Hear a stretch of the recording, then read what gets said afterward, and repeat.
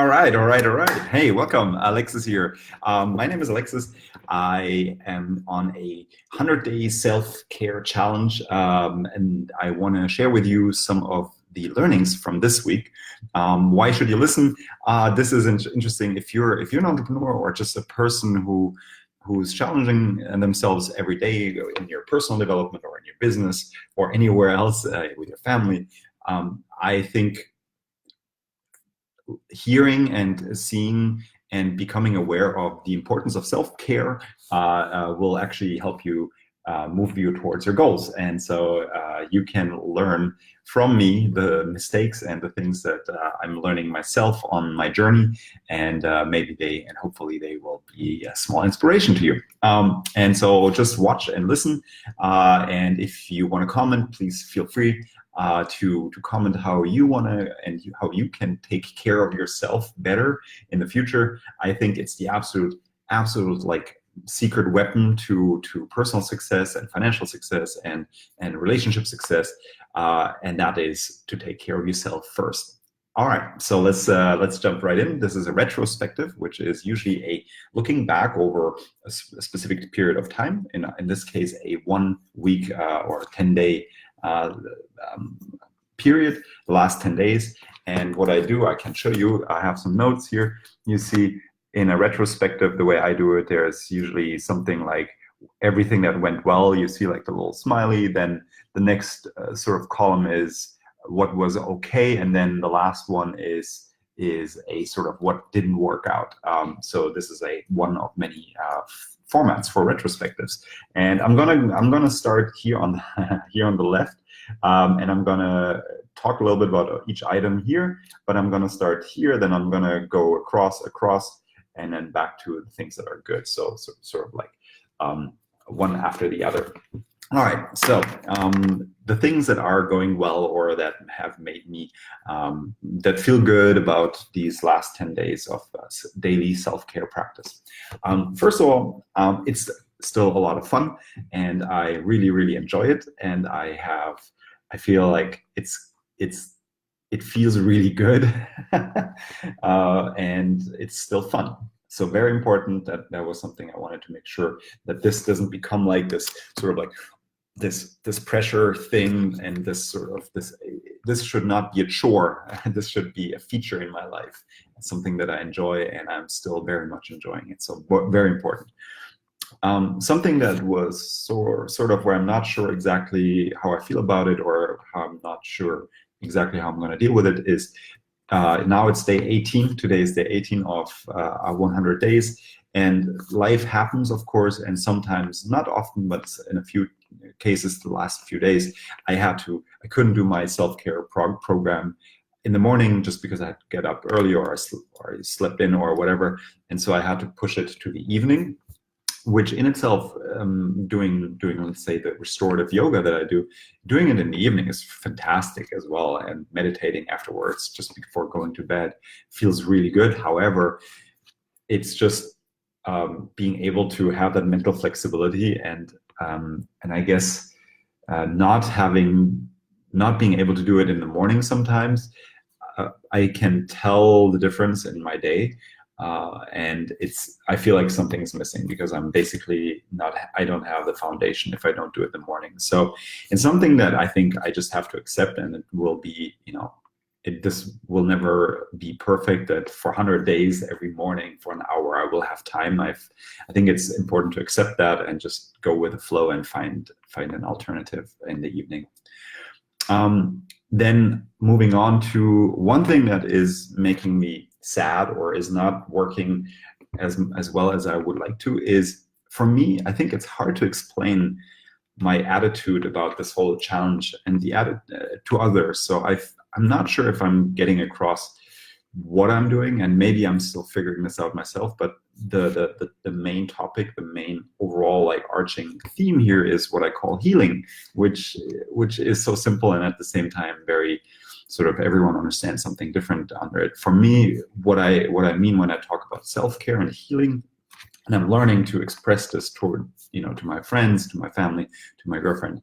When I talk about healing, it's mostly about healing internally, because physically I'm in good shape. I'm not hurt physically, but I do feel that I've challenged myself in so many parts in my life, and I feel like I've taken away a few scars from that. And I realize that if I want to move forward, I want to make sure these things heal. So this is a lot of psychological healing, and I think it's really important, and it's definitely working for me. But it's hard because it's something so internal to even explain to someone that, you know, when I say healing, you could also say acceptance or surrender or being good to myself or nurturing myself.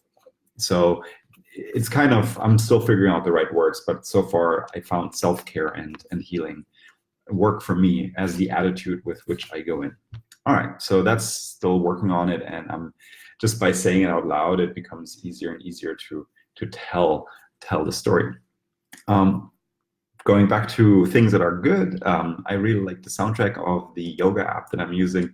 I'm using Down Dog, which is one of many yoga apps, and they really excel not only in the content, but also the soundtrack in the background is really great. Going over to something that is sort of meh, where I'm like, I didn't expect this. This challenge takes more energy, or requires more energy than I expected, and so or healing, in fact, takes more energy than I expected. So I'm now at day 18, and I've been doing really well, and I do my daily practice, and it's fun, and it has the right sort of vibe to it. I feel like I'm doing this for me, not against me, and still, what I guess what happens is, as I'm expanding that space of healing and sort of figuring out and feeling better about myself, I think what it starts doing is it starts uncovering issues that need the healing, and those issues, they need, once they're uncovered and sort of I've taken them out of the shadow into a very supportive and very, very kind light, they are still there and they need to be dealt with. So I guess these are healing pains, which take just more energy than I expected, because once throughout the day I start realizing things about myself or about my life where I'm like, okay, I need to do something about that. So if you're going on a self-care challenge, be aware that this stuff requires energy. It doesn't come for free. However, and as you will see now, the things that go well with it or that start happening are amazing. So first of all, so things that are going well again, meditation is going really well. So I do my yoga, the restorative yoga, and it's a lot of fun. And it puts me in a fantastic place to meditate. And as I think you remember maybe from last time, I bought a meditation pillow, and with that meditation pillow, it's been just amazing. I really like crossing out each day, so I have a progress bar. You can see it actually right on the whiteboard, right there, where my finger is. I have I cross out every day that I successfully take care of myself and practice, and that gives me a sense of accomplishment. It's really good. One thing that I've found actually it's been happening sort of as a side effect, and I think it's a really good one. It's been easier for me to focus on the positive things in life because I focus on something positive for myself every day as like a high priority. And I've noticed that I'm much more calm, I'm much more balanced. I'm not stumped as much. I don't stress out so easily, and I'm able to look at things from different perspectives, which is really, really good. Another side effect that I think is where this is all heading is because I'm sort of caring for myself right off the gate, right in the morning, like this hour is from myself, I'm doing this for me, I start having more energy for others. So I feel I can put together, just last week I organized like 2 small events for others. I had the energy, I had the focus, I had the willpower to not just care about myself and keep my head up my ass. When you're neurotic, that starts to happen, and you're just all up in yourself. And I've been able to to safely step out of like just being in my thoughts and being overthinking about myself. So this has been really nice. And also another really good benefit, and I want to close up with that, is what I found. I've come up with a lot of exercises for myself. So this sounds, I've started once I have the energy from supporting myself and giving myself time and space to be good to myself. This has like come back to me as small insights and small like little solutions to problems and small exercises that I just keep on coming up with that sort of push me forward. And they're creative, and it's a whole other video to talk about that. But I found that I have much more creativity in terms of problem solving for things that are happening in my life. So that actually, I think so. I feel like I've been majorly productive last week, and I wouldn't have been productive in this manner if I hadn't recharged my batteries and restored my personal space every day for a few, sometimes just 10 minutes, and sometimes for an hour. So this is the day 18 report. I'll be back. I'll keep on reporting a little bit about the challenge. But if anything, I want you to think about how can you actively, consciously give yourself self-care, especially if you're really, really busy, or if you're really challenged in life. If you're, let's say you're a parent, or you're an entrepreneur, or, you just work freaking hard.